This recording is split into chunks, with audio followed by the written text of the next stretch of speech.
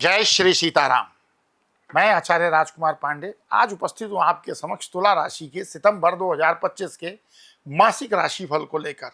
तुला राशि वाले जातकों को जीवन में कहाँ द्रुत गति के साथ आगे बढ़ना होगा और कहाँ रखनी होगी सावधानी, आज के इस राशिफल में विस्तृत चर्चा करेंगे। ग्रह गोचर अपने पिटारे में तुला राशि के जातकों के लिए क्या लेकर आए हैं, तो बिना विलंब किया ये शुरुआत करते हैं। लेकिन सबसे पहले देखते हैं समग्र रूप से जो ग्रह गोचर आपकी जन्म राशि से अलग अलग स्थान पर हैं उनका क्या इंपैक्ट पड़ेगा। तो महीने की शुरुआत में शुक्र आपकी जन्म राशि से दशम भाव में कर्क राशि में है, शनि छठे भाव में, बृहस्पति नवम भाव में और मंगल आपकी जन्म राशि से द्वादश भाव में है। सूर्य बुध और केतु एकादश भाव में रहेंगे, जबकि राहु पंचम भाव में विराजमान रहने वाले हैं। फिर 13 तारीख को मंगल प्रथम भाव में आ जाएंगे, 15 तारीख को शुक्र एकादश भाव में और बुध द्वादश भाव में प्रवेश करेंगे। 17 तारीख को सूर्य भी आपकी जन्म राशि से 12th हाउस में आ जाएंगे। अब हमें ये देखना है कि ये जो ग्रह जिन्होंने अपना अपना राशि परिवर्तन किया है या करेंगे इस महीने में, उनका प्रभाव आपके जीवन पर क्या पड़ेगा। सबसे पहले बात करेंगे करियर और व्यवसाय में कैसी स्थिति रहने वाली है। तो महीने की शुरुआत कार्य क्षेत्र में अच्छे माहौल के साथ होने वाली है। ये तुला राशि वालों के लिए खुशखबरी है। शुक्र दशम भाव में होने से लोग आपसे जुड़ना चाहेंगे, लेकिन इस मिलनसारिता में आप अपने काम पे से अपना फोकस नहीं हटाएं।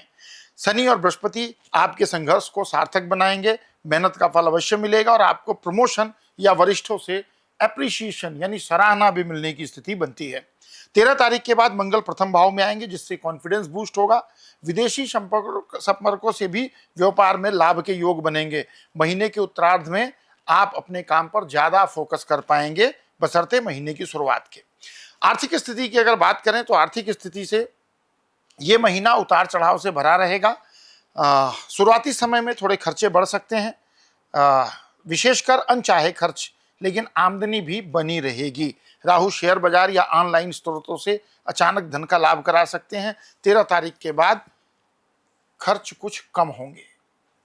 15 तारीख से शुक्र के एकादश भाव में आने से आमदनी में बढ़ोतरी के अच्छे संकेत मिलते हैं। हाँ, 17 तारीख के बाद कुछ खर्च में वृद्धि हो सकती है, या विदेशों से संबंधित अगर आपका कुछ काम है तो वहां पर भी जाने की स्थिति बन सकती है, लेकिन ये खर्चे आपके लिए शुभ होंगे। अब बात करें हेल्थ को लेकर की, हेल्थ को लेकर के जन्म कुंडली का संकेत क्या है। तो सेहत के लिए ये महीना मतलब औसत रहने वाला है। पेट से संबंधित समस्याएं परेशान कर सकती है, खान पान पर ध्यान दें।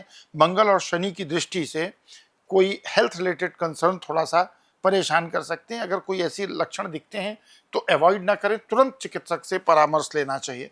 महीने के उत्तरार्ध में हेल्थ में भी इंप्रूव होगा।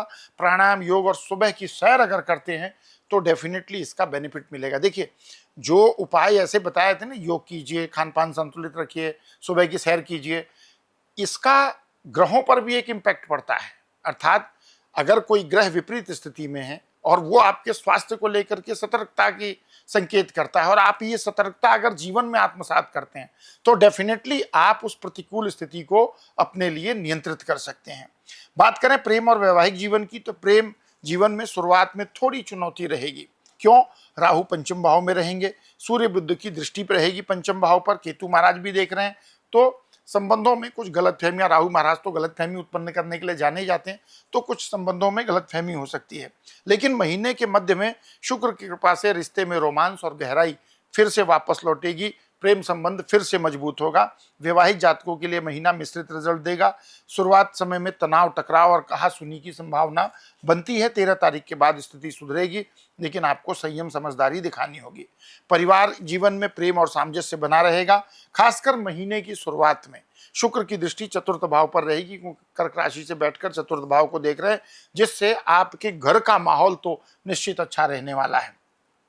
बृहस्पति की कृपा से संतान पक्ष से खुशखबरी प्राप्त हो सकती है आपको, क्योंकि बृहस्पति महाराज की नवम दृष्टि पंचम भाव पर पड़ रही है।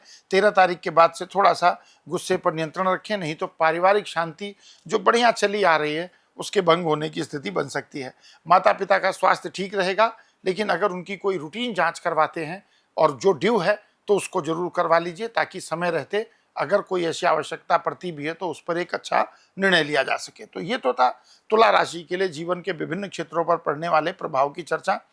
अब क्योंकि प्रभाव केवल अनुकूल ही नहीं है, थोड़े प्रतिकूल भी हैं, तो उस प्रतिकूल प्रभाव को नियंत्रित करने के लिए क्या उपाय कर सकते हैं, सितंबर 2025 में तुला राशि के जातक, उस पर चर्चा करते हैं। शुक्रवार को अगर संभव हो सके तो माँ लक्ष्मी के आगे श्री सूक्त का पाठ करें और माता लक्ष्मी को गुलाब का पुष्प अर्पित करें। बृहस्पतिवार को किसी जरूरतमंद को या विद्यार्थी को पढ़ाई की सामग्री दान कर सकते हैं, किसी जरूरतमंद को वस्त्र अथवा अन्न दान कर सकते हैं। बुधवार को शाम को किसी मंदिर में 1 कटोरी काले तिल का अगर दान करेंगे तो आपके लिए बहुत अच्छा रहने वाला है। हर शुक्रवार 108 बार ओम शुक्राय नमः इस सरल मंत्र का भी जाप करेंगे तो आपको अच्छा बेनिफिट मिलेगा। और साथ ही इस महीने अगर संभव हो सके तो कोई मेटल से बना हुआ व्हाइट कलर का हाथी अगर मिल जाता है या चांदी का कोई सुगंधित द्रव्य अगर अपने पास रखते हैं तो आपकी राशि के लिए ये बहुत ही अच्छा रहने वाला है। सितंबर 2025 में आप बहुत अच्छे परिणाम प्राप्त करेंगे। तो ये था तुला राशि के जातकों के लिए सितंबर 2025 का मासिक राशिफल। और अगर आपको ये राशिफल, ये विश्लेषण अच्छा लगा हो तो वीडियो को लाइक करें, चैनल को सब्सक्राइब करें, फैमिली फ्रेंड रिलेटिव के साथ चैनल को शेयर करें। और जब चैनल को सब्सक्राइब करते हैं तो बेल आइकन जरूर प्रेस करें ताकि जैसे ही अगला राशिफल अपलोड हो, हम पहले ही अपलोड करते हैं, तो उसकी जानकारी आपको प्राप्त हो जाए। मिलेंगे अगले राशिफल में, तब तक के लिए विदा। प्रेम से कहिए जय श्री सीताराम।